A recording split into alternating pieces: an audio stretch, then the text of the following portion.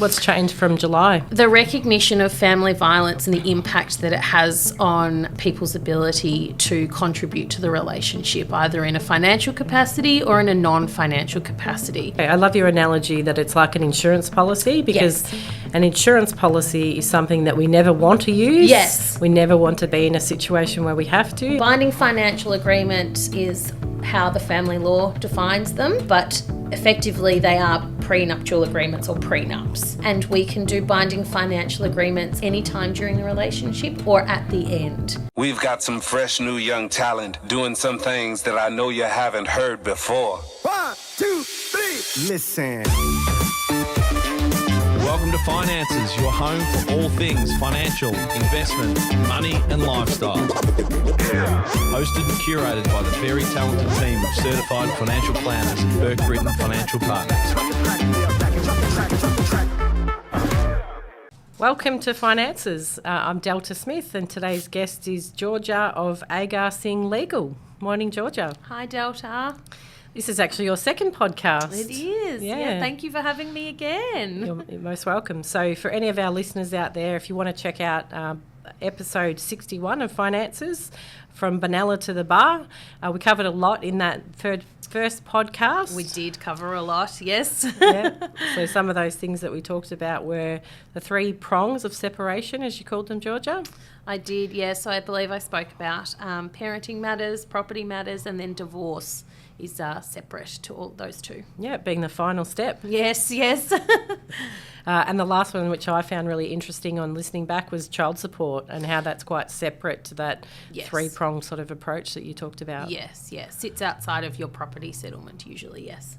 And we also addressed the fact that Agar Legal provide advice in family law, but also estate planning. Yes. A little bit in the criminal law space, including intervention orders. Yes. Yeah. Okay.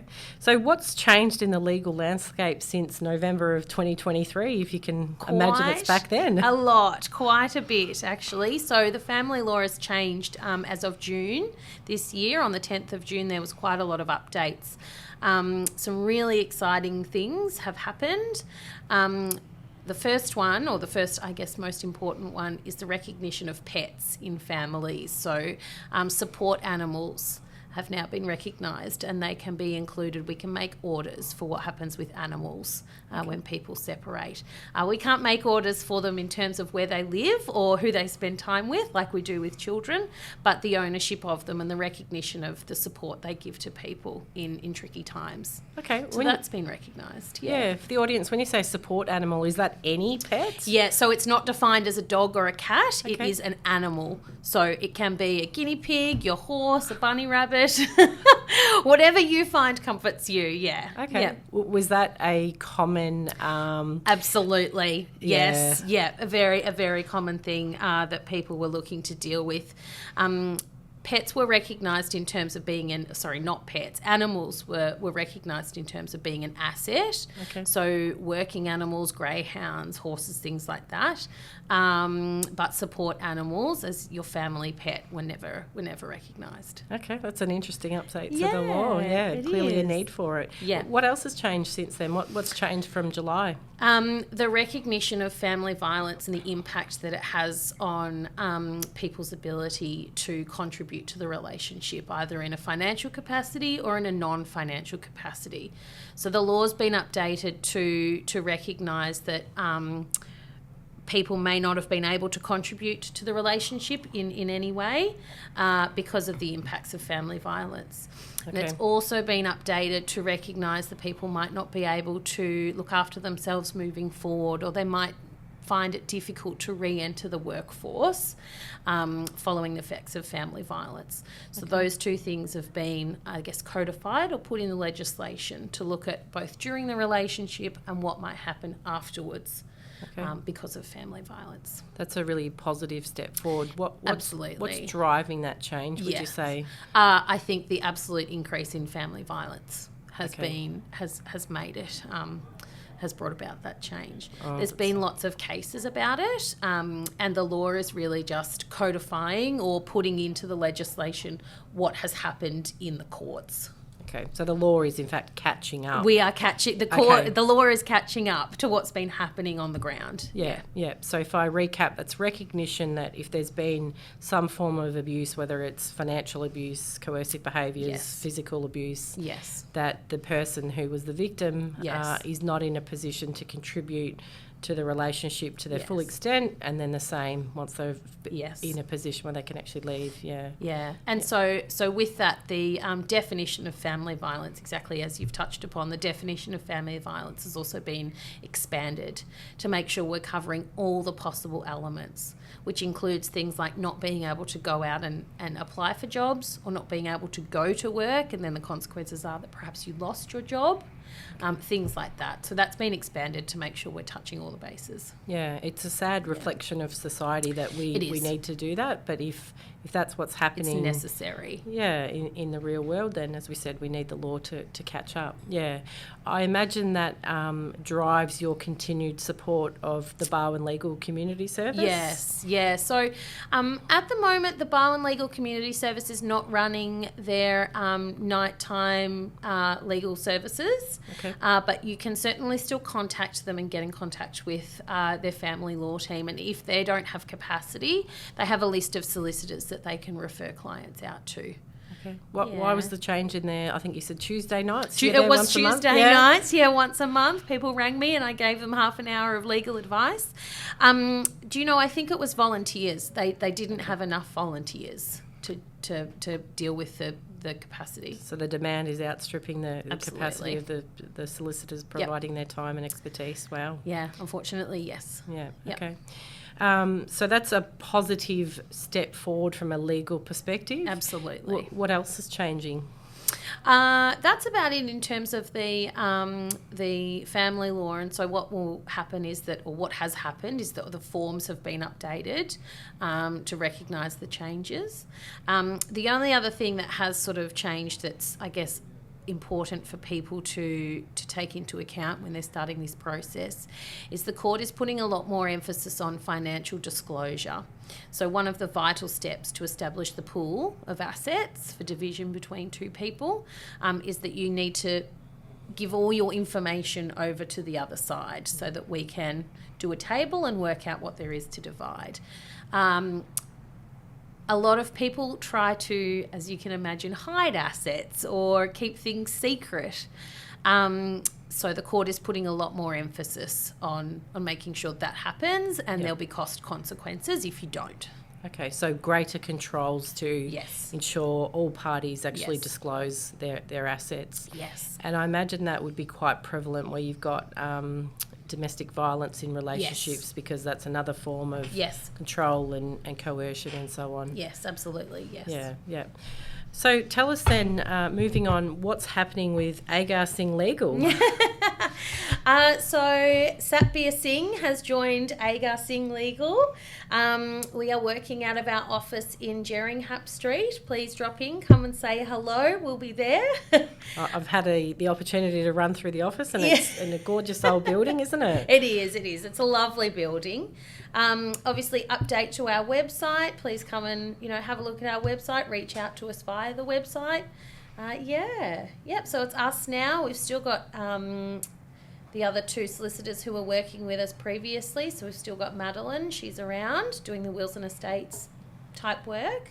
And we've still got Ed Clark as our senior advisor available to reach out to when we need some experience. Yeah, well done, Georgia. That's some significant growth you've had in your team and your business since inception less than 2 years ago. Yeah. I think it's nearly 3 years now. Okay, yeah. Nearly 3 years, yeah. Well, congrats. Thank you. There was something else I wanted to chat to you about today that we didn't touch on in our last podcast, and that was binding financial agreements, to give our audience a bit of an idea of what a binding financial agreement might be. Absolutely. So binding financial agreement is how the family law defines them, but effectively they are prenuptial agreements or prenups.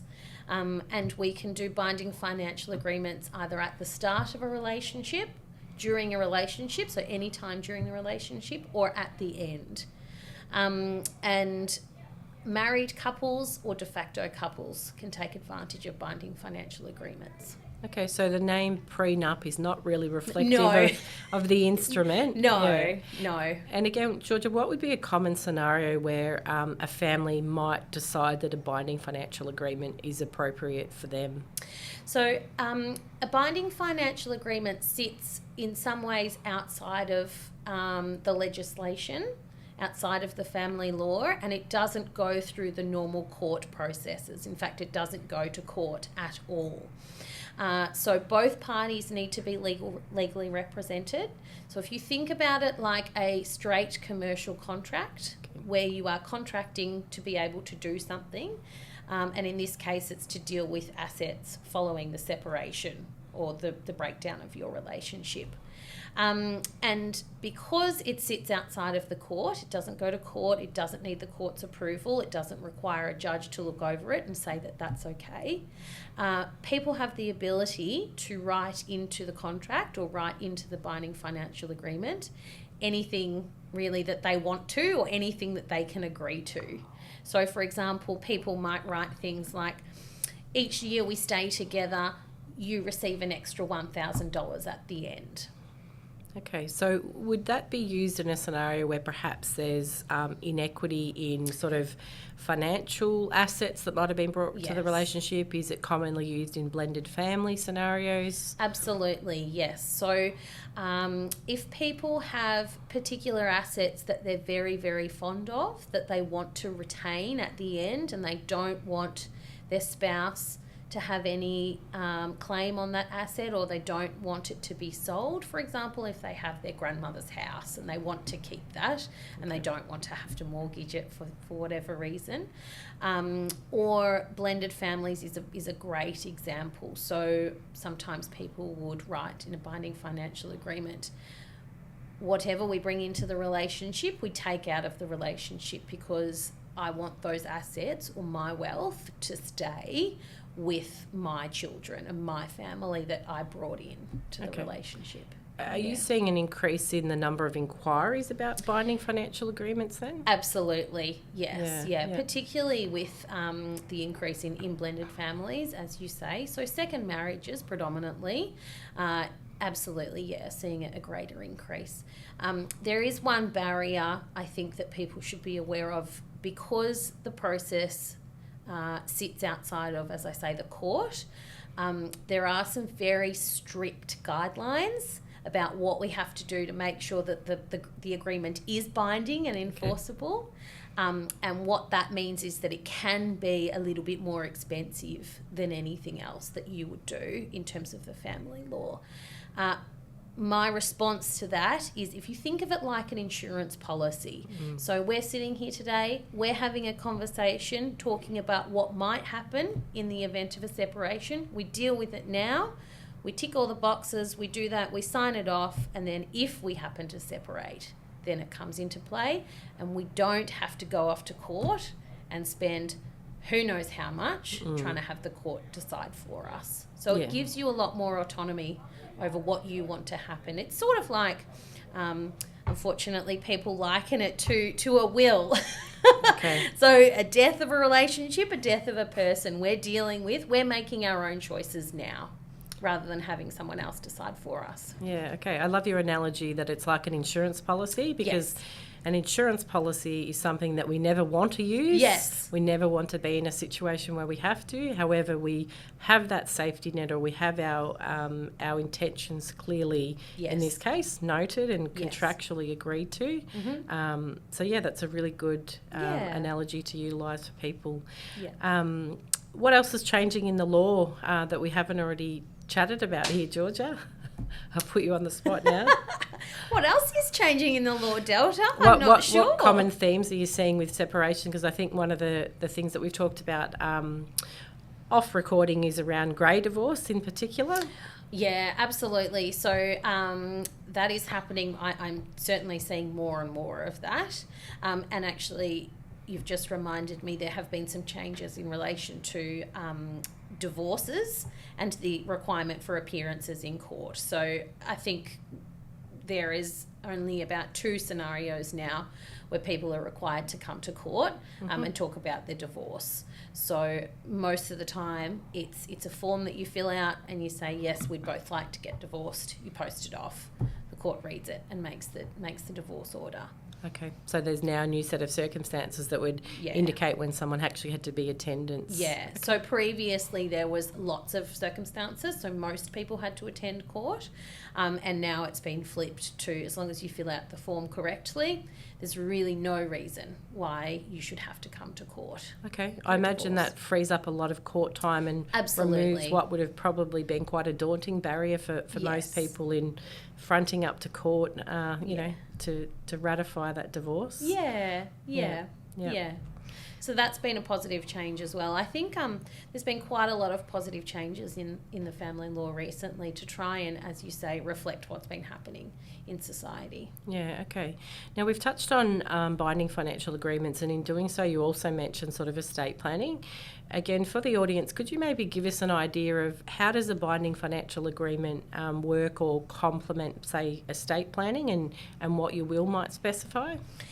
So, if a person were to pass away in a relationship, or I should say post-relationship, but pre-settlement or pre-property settlement, so before any final orders are made, a person's estate is actually able to continue on the family law claim or the family law proceeding instead of the deceased person, so in the standing of the deceased person.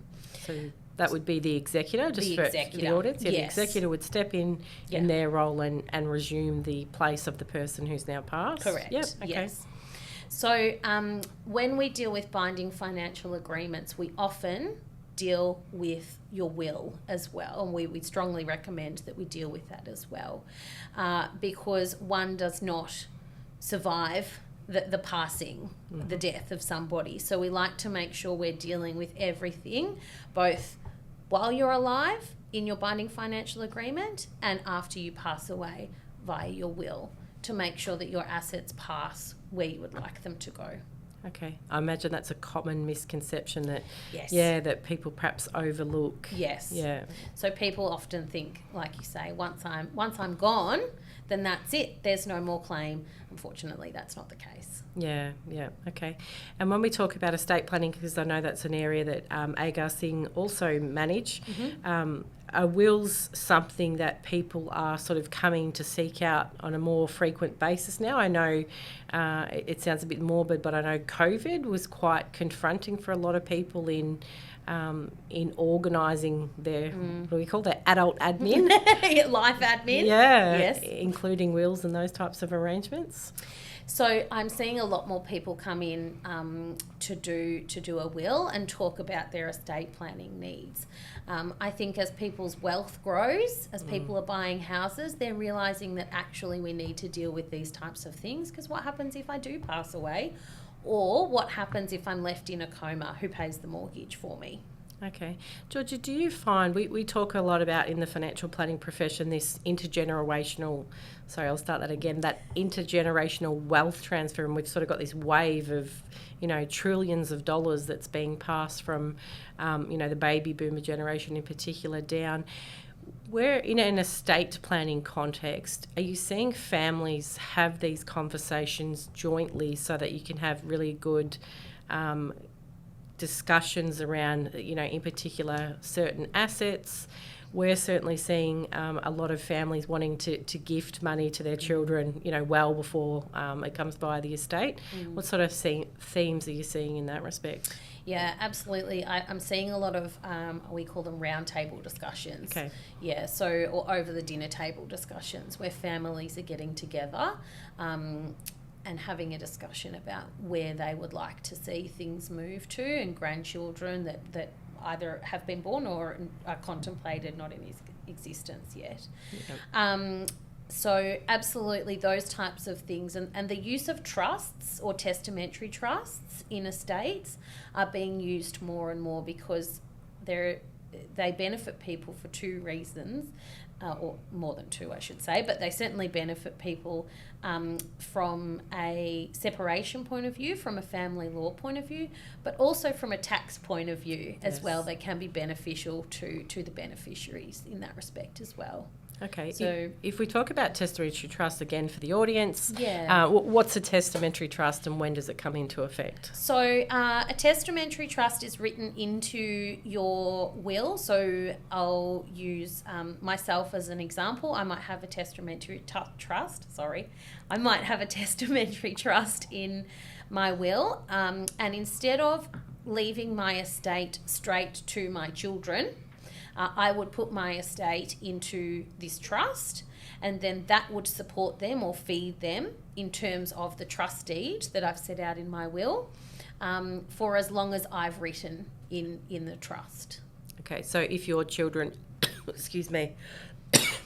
if your children are minors, would that be where you would see the use of testamentary trust, or is it when they're at adulthood, for example, and they're entering relationships themselves, or a bit of both? Bit of both. So if mum and dad are sitting here talking to you and I about their son who's just gotten into a relationship with a new person, and mum and dad aren't really loving the new person, the new partner, but perhaps they're going to get married and they've been talking about having children, mum and dad are a little bit unsure, they can leave the estate or what they would like to leave to their child, their son, via that testamentary trust vehicle.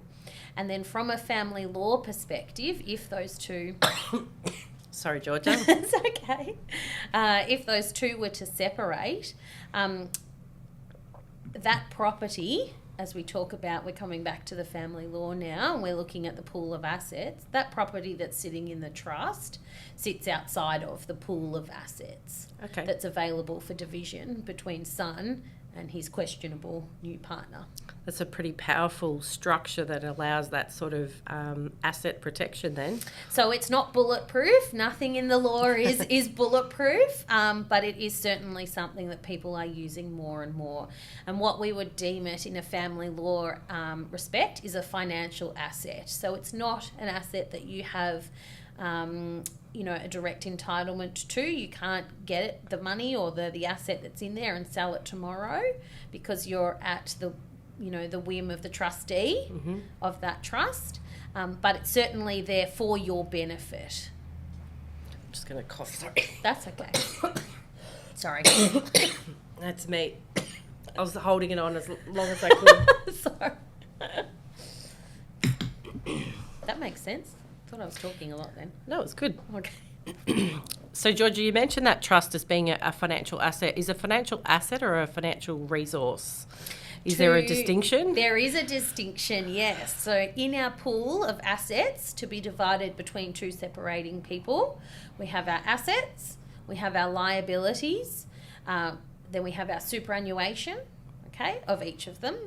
And then we have what we call financial resources, which are not assets that you have a direct entitlement to, or not assets that you can control and sell and have the direct benefit of, but that you have some entitlement to and that may feed you in terms of, or may support you financially moving forward. Would that include things like, we talked about testamentary trusts, but also things like regular family trusts? Yes. If you're a shareholder of a company, with Absolutely. those types of... All of those types of things, yeah. So if we think about it as something that's not in your personal name, so it's not in my name, but I can have the benefit of that thing. So exactly, a company where I might be a director or a shareholder of, that's not my asset, but I have the controlling power of that, yes. Okay, so again, just for the audience, if we were to recap, a testamentary trust comes into play when the testator, I believe is the correct. word, once they pass, and that effectively puts a barrier or a trust in place for their assets for the provision of their children. Yes. And then that provides some barrier of protection if that child would then have a relationship breakdown, yes, that wouldn't automatically be an asset in the marital pool. Okay. Yes. Yeah.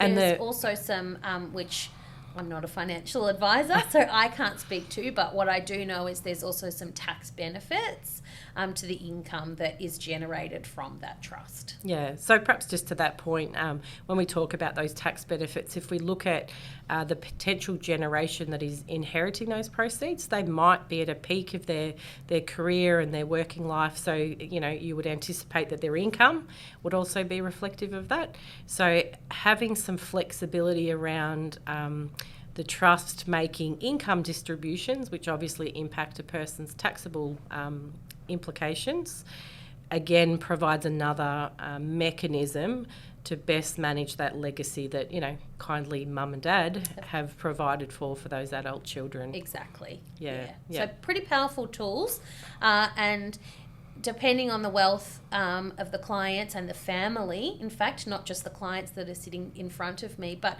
often I ask fairly intrusive questions that sometimes people get a bit, don't really like and get uncomfortable.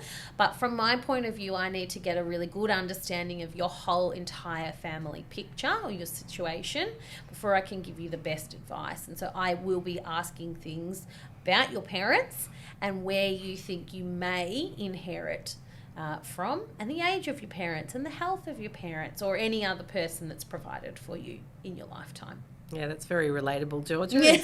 It's all in the endeavours of understanding that client's needs and providing advice that's appropriate for them, though, isn't it? Absolutely, yeah. So it's kind of only half the picture if I'm sitting here and asking you what you did yesterday and what your income is today. That's not everything I need. Yeah, it doesn't give you enough information to provide the appropriate structures and advice. Yes. Yeah. So we've talked about testamentary trust, and where we talk about that sort of wealth transfer, what about other types of trust where we talk about that round table conversation that families might be having? Is that becoming more common, the use of other sorts of vehicles from a succession planning perspective? And given you were, raised in Benalla, a farming community, does that extend especially into maybe some farming families?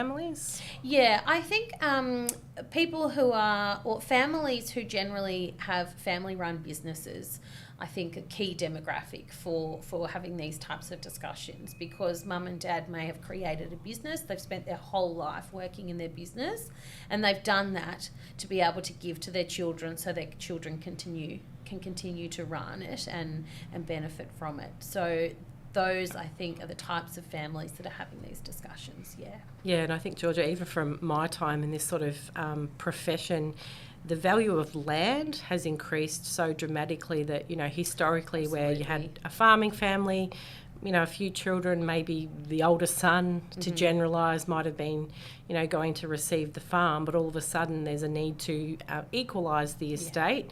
So when should families be having these types of discussions around the estate planning and the succession planning? My advice is always as early as possible. I think it's not a one-time discussion. I think it's a constant, regular, ongoing discussion where we might sit down and we might have one, I guess, overall global discussion about what we want to happen and how we see it passing, but it's a movable feast. It's not definite. It's not a one and done. And particularly when I say when new partners come on board or new partners get involved, that's when we circle back to those binding financial agreements, so that partners might say to their spouses, my parents have this business that they want to keep within the family, and so we can talk about how we would divide our assets if we were to separate, but this particular business needs to stay with me and I don't want to have to sell it. And so that's where we would be looking at the binding financial agreement, so that we don't have to go off to the court and let the court decide, because the court has absolute discretion to do what it thinks is just and equitable, and that can include selling businesses, selling houses, selling bits and pieces that it needs to make sure that cash adjustment is correct. It could really unravel a family's succession plans. Absolutely. Yeah, that have been in place for many years. Yes. And that's a great example. And in that example, Georgia, would that binding financial agreement be put in place at the time the relationship commences, for example, or at the time that the person inherits or as an entitlement to the assets of the family? Again, we can do a binding financial agreement at any point during the relationship, but again, my advice is always as early as possible is best. Yeah, okay. So you touched on coming back to or circling back to those conversations on a regular basis. So any of our clients that are listening, you'll know we're a bit of a squeaky wheel when we always, ask you at every review, has anything changed in your family relationships and your dynamics? Are the people that you've selected as your executors still appropriate? So, we will continue to be the squeaky wheel in that respect to make sure everything is in order. Yes. So, Georgia, let's change tact a little bit. Let's talk a little bit more about your charitable work. We've touched on Bar and Legal, but Pass the Snacks is the other organisation locally that you support. Tell us about their work. Absolutely, I'd love to. So Pass the Snacks is a charitable registered organisation now. So any donation that you make to Pass the Snacks is tax deductible, or any donation over $2, I should say, is tax deductible, and it is coming up to tax time, Delta. So the donation details are on the website, which is Pass the Snacks. And what the organisation does is we collect food, non-perishable items from people in the community. We pack them up, and those boxes go off to children to eat during the school holidays. So it's aiming to bridge the gap between school time, when teachers have visibility over children and what they have to eat or what they don't have to eat, during the holidays, when they're away from school, they're away from the teachers, they're away from people making sure that they have things to eat. Where's the demand coming from for those support services, in the Victorian region? So at the moment, schools need to register with us so that we can provide them with the boxes of the food. So at the moment, we have got 8 schools in the region, or in the Geelong region, who we're supplying to each term. And we're supplying about 35 to 40 boxes to each school each term. Okay, so the schools then have a program in place to identify families that might need a little bit of extra support during the holiday periods. So the schools identify the families that need the food the most, and we think that's the best way. It's they know the families, they know the kids, so they should have the control over where the food goes. Yeah. That's a great charitable cause to support. Yeah. So in wrapping up today, is there anything else that you wanted to touch on, Georgia, that's happening in the legal fraternity we haven't spoken about? I don't think so. I think that's everything. Okay, and where can we find Agar Singh Legal? Agar, A-G-A-R, Singh, S-I-N-G-H, legal, legal.com.au. And we're at 45 Jeringhap Street. Great, thanks for your time today, Georgia. Thanks, Delta. We hope you enjoyed today's episode. If you're keen to understand more about how financial advice could benefit you, follow us on Instagram, Facebook and Twitter at Burke Britton FP, or Google Burke Britton Financial Partners. Check out our client reviews, testimonials, and make a time to meet one of our certified financial planners by clicking Book Now on our website. Thanks for listening. Any information contained in this podcast is of a general nature only. No account was taken as to the objectives, financial situation, or needs of any particular person. Therefore, before making any decision, listeners should consider the appropriateness of any information with regard to their particular objective, financial situation, needs, and seek independent advice from a licensed professional specific to their circumstances. All right, hit it. That translates to, don't be a moron and act on what some random person says on a podcast. Take personal responsibility, do your homework, ask questions, and speak to an actual human that knows what they're talking about before you do anything. PB Financial Solutions Proprietary Limited, trading as Burke Britton Financial Partners, are authorised representatives of AMP Financial Planning Limited, AFS, licence number 232706.